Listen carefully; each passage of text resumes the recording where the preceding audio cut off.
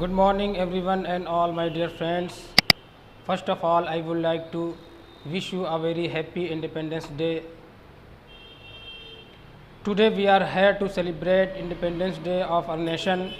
This is the most important day for all of us because on this day in 1947 we got independence from British rule.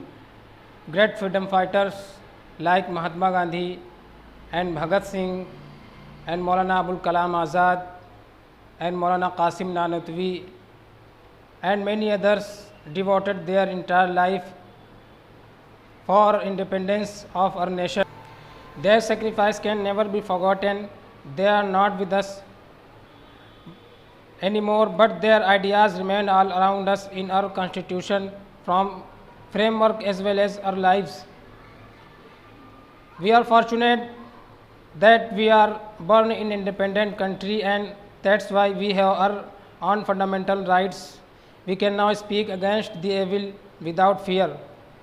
Our independence is priceless. We must respect it. We must also respect the soldiers on border to protect our nation.